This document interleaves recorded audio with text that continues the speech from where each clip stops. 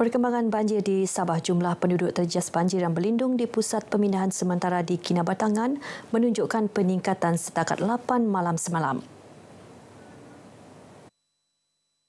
Berdasarkan infografik Sekretariat Jawatankuasa Pengurusan Bencana Negeri Sabah, PPS Sekolah Agama Negeri Pekan Bukit Garam, Kinabatangan menempatkan seramai 94 penduduk daripada 26 keluarga berbanding 53 orang daripada 16 keluarga sebelum ini. Manakala di Tongod, banjir dilaporkan telah pulih apabila 2 PPS diisytiharkan tutup pada pukul 6 petang semalam. Seramai 155 penduduk daripada 41 keluarga telah dihantar pulang ke rumah masing-masing. 9 calon peperiksaan sijil pelajaran Malaysia SPM yang terjejas banjir di 2 daerah telah dibenarkan pulang ke rumah masing-masing Ahad lalu. Sebelum ini, 6 daripadanya berteduh di Pusat Pemindahan Sementara PPS Kota Marudu, manakala 3 di PPS Lahad Datuk.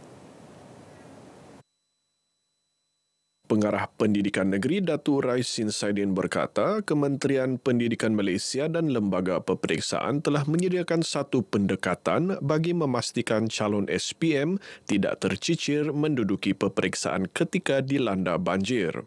Ops Payung terdiri daripada pelbagai agensi sentiasa bersiap siaga memastikan calon berkenaan hadir ke Dewan Peperiksaan. Ini bermakna tidak ada seorang calon pun SPM yang berada di pusat pemindahan banjir di Negeri Sabah pada masa ini. Dan kita berharap supaya cuaca ini semakin baik dan memungkinkan SPM berjalan dengan lancar.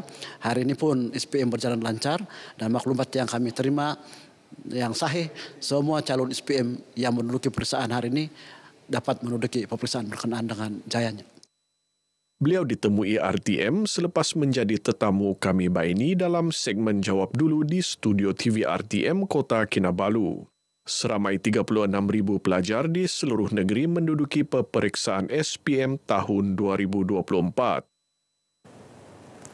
86 kategori anugerah akan disampaikan dalam Majlis Anugerah Pamer Keunggulan 2024 yang akan berlangsung di Kota Kinabalu hari ini. Majlis Anjuran Jabatan Pendidikan Negeri Sabah itu bertujuan mengiktiraf kejayaan murid sekolah dan pemimpin kurikulum, sukan pusat kurikulum serta pengurusan hal ehwal murid. Antara anugerah tersebut ialah Anugerah Murid Cemerlang Kokurikulum, Anugerah Olahragawan dan Olahragawati serta Anugerah Sekolah Cemerlang Kokurikulum. Pengarah Pendidikan Negeri Datuk Raisin Saidin berkata, pemberian anugerah ini bagi menggalak penglibatan murid dalam kokurikulum dan meningkatkan pengurusan sekolah dalam bidang berkenaan. Ia sejajar pelaksanaan dasar markah 10% kegiatan kokurikulum dan pentaksiran aktiviti jasmani, sukan dan kokurikulum PAJSK bagi kemasukan ke institusi pengajian tinggi awam IPTA. Akan dapat memperkasakan pengurusan sukan dan kurikulum dan juga hal ehwal murid di Negeri Sabah. Dan seterusnya akan dapat mengenal pasti apakah amalan-amalan terbaik yang telah dilaksanakan oleh guru-guru di sekolah, pemimpin-pemimpin di sekolah, mengenal pasti amalan-amalan yang terbaik pengurusan sukan dan kurikulum serta hal ehwal murid ini. Google Educator Group GEG berjaya memainkan peranan dalam memacu pendidikan menerusi teknologi di dalam bilik darjah.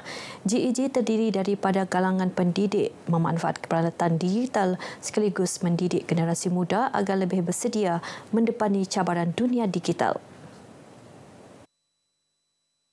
Focal Person Kebangsaan Dato' Muhammad Arif Tun Sakaran berkata, teknologi merupakan elemen penting dalam pendidikan masa kini.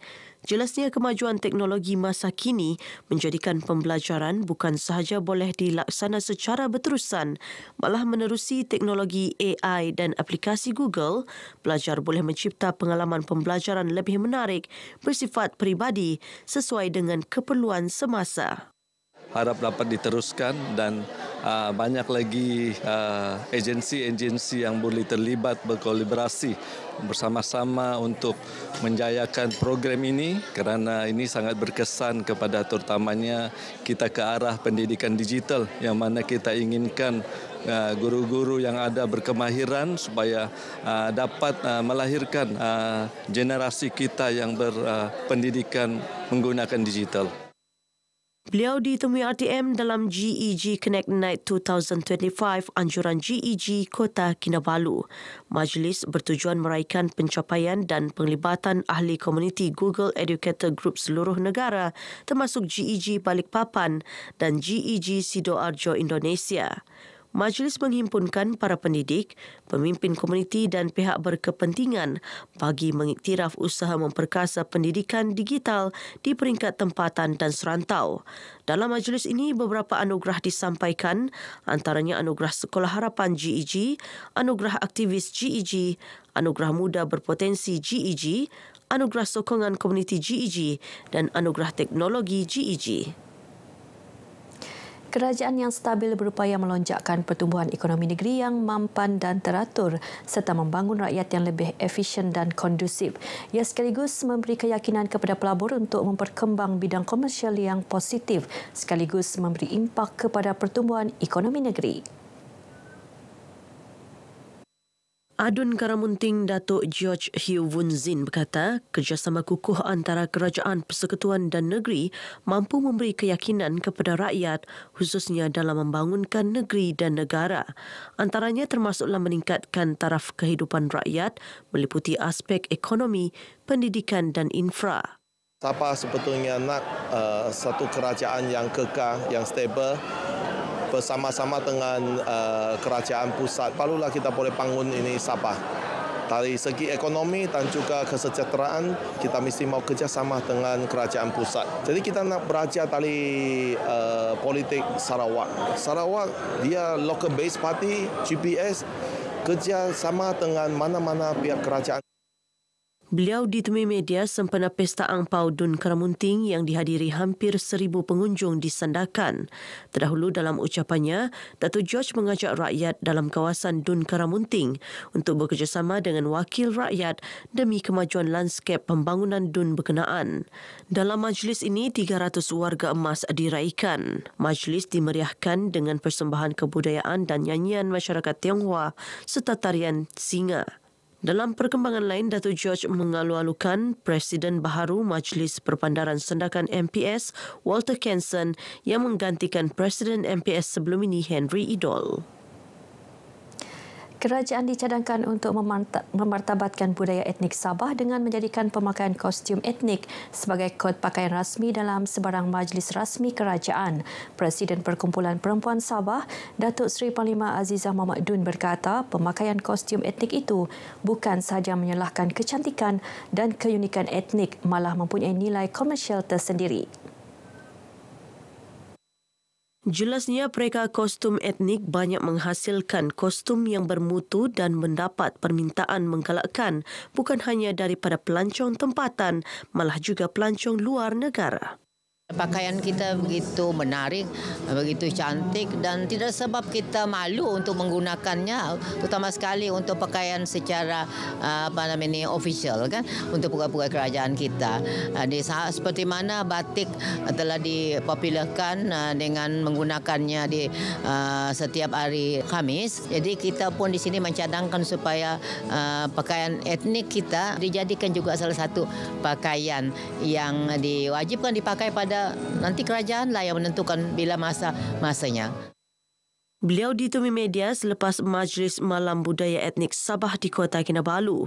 Tambah Datuk Azizah, rakyat negeri ini perlu mengekal dan memperkasakan budaya, bahasa dan adat etnik agar ia tidak ditelan oleh arus kemodenan serta teknologi semasa. Sabah terdiri daripada 35 etnik dan 217 sub-etnik serta menggunakan lebih 50 bahasa dan kira-kira 90 dialek perlu dipertahankan untuk diwarisi generasi muda akan datang. Dalam perkembangan berkaitan, Datuk Azizah mahu persatuan etnik berusaha memastikan anak-anak terutama generasi muda boleh bertutur menggunakan bahasa ibunda masing-masing. Paparan itu mengakhiri Berita Pagi Sabah kali ini, menyusul selepas ini Berita Pagi Sarawak bersama-sama Lydia Rusrina di Kuching. Dari sungai hingga segara, Palestin pasti merdeka.